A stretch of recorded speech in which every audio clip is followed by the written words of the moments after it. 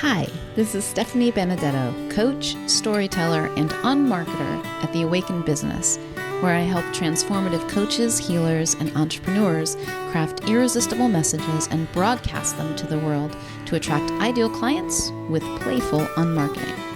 Welcome to the Wild Creation Stories podcast, where we explore the nature of purpose, creation, identity, and reality through the magical lens of our stories. Every once in a while, it's really fun to just write. One of the ways that I find it's really helpful to do this is using a prompt. So this next story came from a prompt. I can't even remember what it was now, but it was a phrase, a short phrase, and a quote. You can't find heaven in hell. So I just started writing, and this is what emerged. And it happens to have a pelican in it. How amazing is that? So I hope that you enjoy this story. It's called Sylvie and the Tar Pit. Sylvie was a writer, the kind of girl you don't notice. She had a knack for being overlooked and preferred watching and listening to being seen. Unnoticed, she could capture the golden words dripping from people's tongues. One day, Sylvie sat at the base of a tall oak tree, curled over her notebook, when the lovers walked by. They were made of black tar. They oozed rather than walked, with limbs entwined, so close there was barely space between them. While she couldn't make out faces in the tar, she had the distinct impression they were beaming at each other. Sylvie was fascinated. She wondered if they really were made of tar, or if that's simply how they looked to her. The things you see are never what's really there, she knew, especially when you have a notepad in your hand. Sylvie watched the lovers ooze down the path, oblivious to her presence, and she began to write a story about them. Once upon a time, there was a vast pit of tar, so deeply black and sticky you could lose yourself forever gazing into it, and several people had. It was blacker than the depths of space where no starlight had ever been, darker than a soul that had never known love. The tar was an emptiness, knowing only itself. One day, Pelican flew over the tar pit and looked down. I wonder if there are any fish in that black sea, he thought. Down and down he glided for a closer look. All he could see was black, blacker than the blackest black he'd ever known. He saw no signs of fish and flew even lower, almost skimming the tar, just in case. The tar was very hungry and hadn't seen anyone for eons, and so it leapt. The tar splashed up over Pelican, who honked in protest, but there was nothing he could do. The bird was pulled into the black.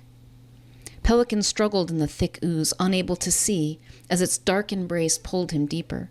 Soon, he stopped moving, but he did not suffocate. The slime in his nostrils held magic that sustained him. Once Pelican realized he wasn't going to die, and what a relief that was, he started searching for a way out. He couldn't fly under the weight of the tar, nor could he swim, so he flailed his wings and used his bill to suck in mouthfuls of tar, tasting like licorice and sand. Slowly, he propelled himself forward. Pelican squirmed and swallowed around the endless tar pit. For days he pulled himself through the blackness until he'd almost forgotten there was such a thing as the sun or the sea. It was horrible. Torture. And there was no way out. Pelican had long since given up counting the days, but he knew he'd been trapped for a very long time, when it occurred to him that maybe he was looking in the wrong place. It seemed a very strange thing to think. When everything around him was blackness, despair, and tar, where else could he look? He remembered what Mama Pelican used to say. You can't find fish in a mud puddle. She'd say it whenever he did something pointless that was making his situation worse instead of better. What if he couldn't find the way out by going deeper into the messy pit he was in? But where else could he look? With the tar engulfing him on every side, there was nowhere else, except... Pelican turned his attention within. It wasn't nearly so dark in there. In fact, he found a spark of hope, like a tiny match. Within wasn't a space Pelican was used to exploring. He bumped up against complaints and objections. He was never going to make it out. This wasn't doing anything. He ought to put his attention out where the problem was, where he could make a difference. But Pelican was on the other side of desperation, having given up trying and when there's nothing left to lose, so he didn't pay those thoughts much mind. He kept looking, and his attention was drawn to the spaces between the complaints. It felt lighter, and he breathed easier.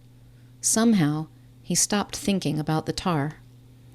The lighter he felt on the inside, the higher his body rose, higher and higher until he was floating on top of the tar. Pelican felt the wind on his feathers and wiped the goo from his eyes. The sky! He was free! The bird shook his wings, preparing to fly, when he heard a voice.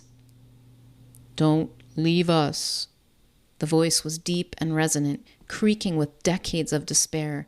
It belonged to the tar. "Stay," it said. Pelican had no intention of staying mired in the tar pit, but he paused. "Why don't you come with me?" The tar bubbled with joy in response. Pelican opened his bill and invited the tar inside. Tar slid into his pouch. "Not too much," Pelican warned. "I need to be able to fly, you know." And so, Pelican took off with a pouch full of black tar. Little bits of tar dripped from his bill as he flew, falling down to the earth. Where each drop fell, it became a person, always searching for their way back to the whole. They'd searched the whole world looking for another tar being to complete them, and when they finally found one another, they swore to never let go. Except they did, because no one can hold on forever. "You're looking in the wrong place," Pelican would tell them, shaking his head at the silly tar beings looking everywhere except the one place where they could actually find what they sought. "You can't find fish in a mud puddle." Sylvie stopped writing and chuckled to herself. That's what these lovers were like, she thought, so wrapped up in each other. It was fun watching them moon about, but it didn't feel like love at all. It was all sticky and suffocating. Sylvie wondered if she, too, might be looking in the wrong place. She was always searching for the perfect word or the perfect story. "I'm always waiting for the story to get good," she thought. Sylvie realized that she'd been so busy making up stories about other people, waiting for her life to happen, instead of noticing what was already happening to her. "I can't believe I'm taking advice from a pelican," she mumbled. Sylvie looked within, and her real story began. Hey lovely, and thanks so much for joining me today. If you'd like to receive a weekly wild creation email from me filled with more inspiring stories, marketing experiments, playful questions, new podcast episodes, videos, and freebies, and anything else I happen to be playing with, go to theawakenedbusiness.com/wild creation. Until next time, may you know yourself as the gorgeous wild creation that you are.